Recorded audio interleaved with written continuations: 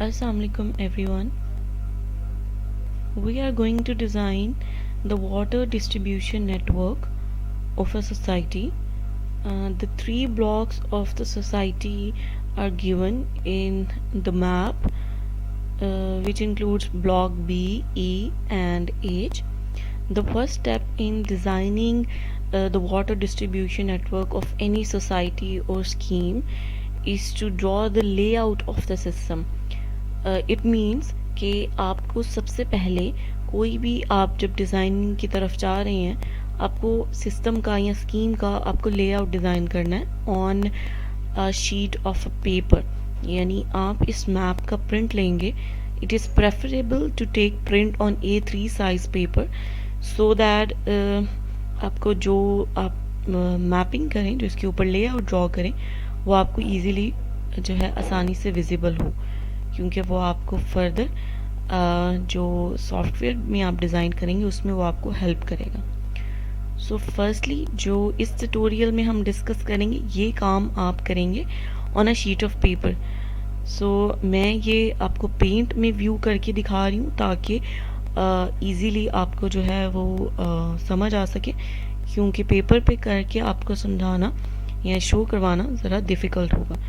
So what I am doing on this paint, आपको ये करना होगा on a A3 size paper। आप इस जो स्कीम पिक्चर का प्रिंट लें और उसको पेपर पे आप उसका लेआउट ड्रॉ करना शुरू करें। सो जो आपको लेआउट ड्रॉ करना है उसमें सबसे पहले आपको नोड्स लगाने होते हैं, जिन्हें आप जंक्शन भी कह सकते हैं।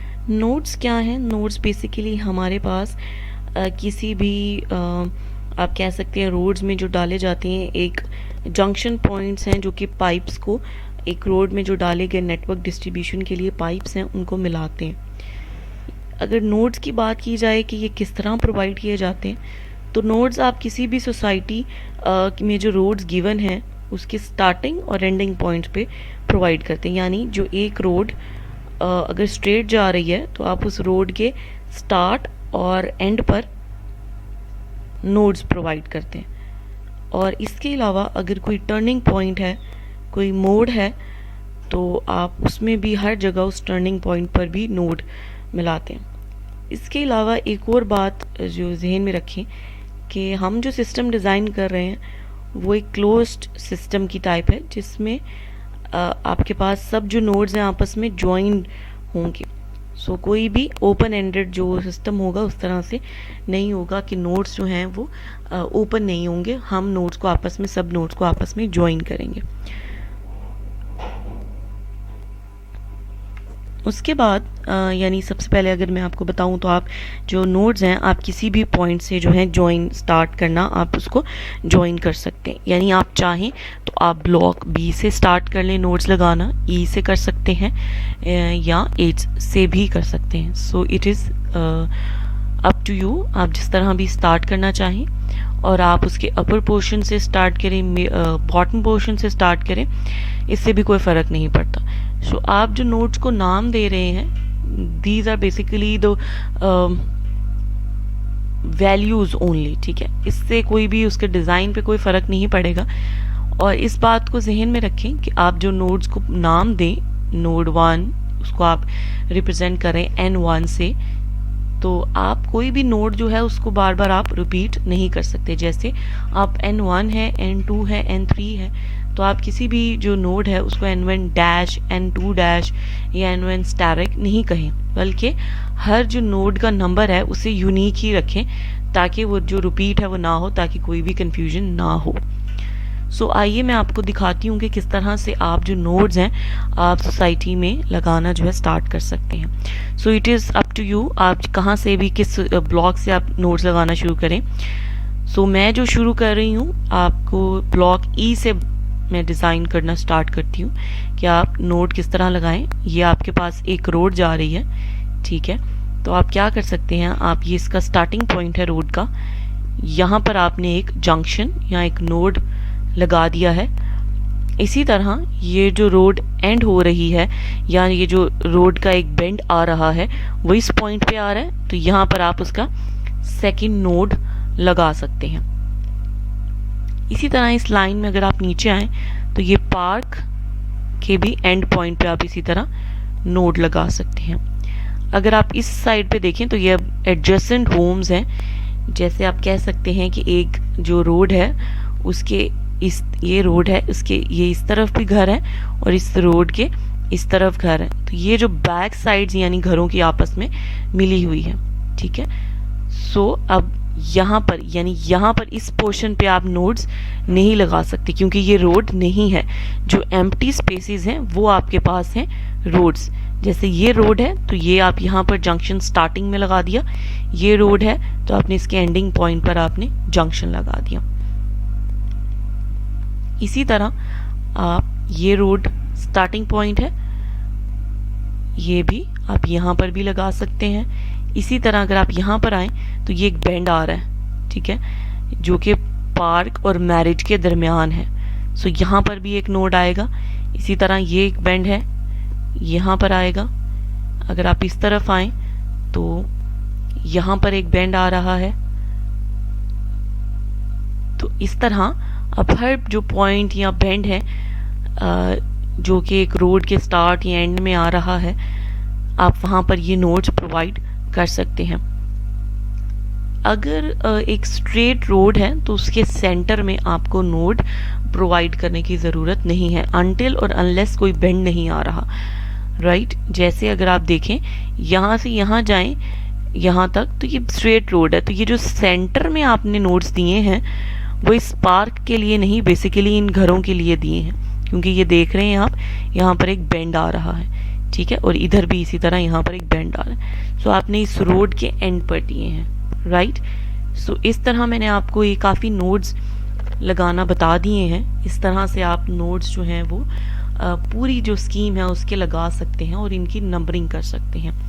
जैसे अगर मैं टेक्स्ट को यहाँ से सेलेक्ट करूँ तो आप इसको कह सकते हैं, क्योंकि नोड है, नोड को आप n से रिप्रेजेंट कर सकते हैं कि आपके पास n1 है, राइट। इसको आपने नोड 1 का नाम दे दिया है। इसी तरह आप इसको नोड 2 का नाम यानी n2 कह सकते हैं। इसी तरह इसको आप n3 कह सकते हैं। इट इज़ नॉट कंपल्सरी कि आप इन नोड्स को यही नाम दें। आप चाहें तो इसको आप n5 कह सकते हैं, इसको आप n12 कह सकते हैं, n50 कह सकते हैं। यानी ये कंपल्सरी नहीं है कि कोई नोड्स लगाते हुए आपको एक ख़ास आपने कोई तरतीब यूज़ करनी है। अरेंजमेंट कोई ना भी हो तो उससे फ़र्क नहीं पड़ता, सिर्फ आपने उनको कोई भी नाम देना है जो कि नंबरिंग के सूरत में हो। यानी आप 1 से 500 600 तक कोई भी जो आप नंबरिंग देना चाहे उसको कर सकते हैं। क्योंकि जब आपने इसी सिस्टम को लेआउट को जब आप EPA.net जिसके थ्रू हम डिज़ाइन करेंगे वाटर डिस्ट्रीब्यूशन नेटवर्क, जब आप ये जो आपने मैप पे लेआउट डिज़ाइन किया होगा इसको जब आप सिस्टम में लेकर जाएंगे सो वो इन नोड्स को इसी तरह जंक्शन J1 J2 या N1 N2 इस तरह से रिप्रेजेंट करेगा। तो इसीलिए हम भी वही नंबरिंग का मेथड यूज़ कर रहे हैं। इस तरह करने के बाद नोड्स जब आप पूरे इस मैप के लगा लें तो अब आप क्या कर सकते हैं कि नोड्स को ज्वाइन कर सकते हैं with the help of a line, जिसे आप कह रहे हैं कि वो एक पाइप है। यानी आप यहाँ से लाइन स्टार्ट कर सकते हैं और उसको यहाँ पर लाकर आप ज्वाइन कर सकते हैं। सो इसको आप कहेंगे कि ये आपके पास क्या है, पाइप जो है आपने ड्रॉ कर लिया है। Now after drawing nodes on each block, it's time to join these nodes with the help of a pipe. So आप क्या कर सकते हैं, आप ये जो नोड्स हैं इनको ज्वाइन करें पाइप के थ्रू। आप स्केल से और पेंसिल के थ्रू इन नोड्स को आप ज्वाइन करें।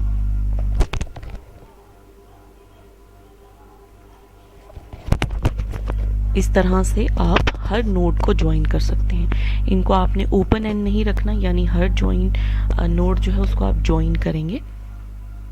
इस नोड को आप इसी तरह नीचे ले जाकर स्केल के के साथ N2 से ज्वाइन कर सकते हैं।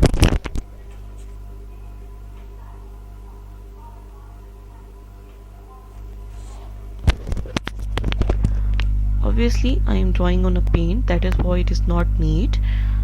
You can draw it with the help of scales so that it is straight and neat. So इस तरह आप इसके साथ आप नोड्स जो हैं उनको ज्वाइन करके पाइपिंग जो सिस्टम है वो आप बिछा सकते हैं ऑन द मैप।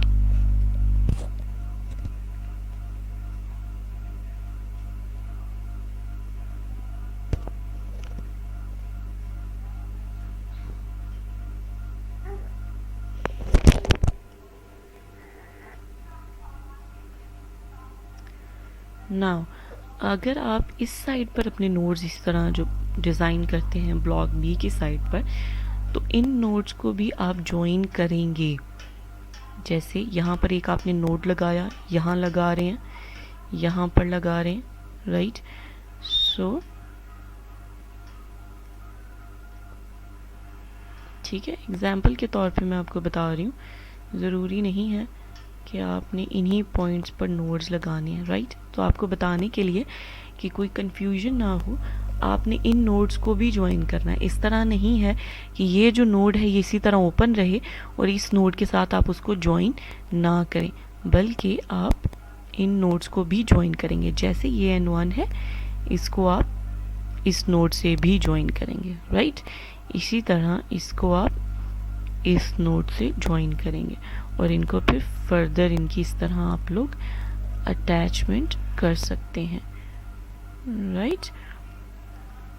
इसी तरह जो आप इस साइड पर नोड्स लगाएंगे वो आपके पास इन ब्लॉक ई के नोड्स के साथ अटैच होने चाहिए, राइट। सो कोई भी नोड आपका ओपन नहीं रहना चाहिए, उसको आप आपस में ज्वाइन कर देंगे।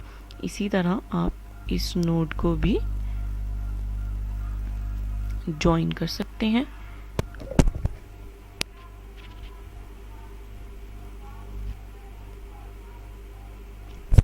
सो इन रूल्स को फॉलो करते हुए आप इस जो मैप है उसका लेआउट ड्रॉ कर सकते हैं। आज के जो वीडियो है उसमें हमने लेआउट ड्रॉ करना सीखा है।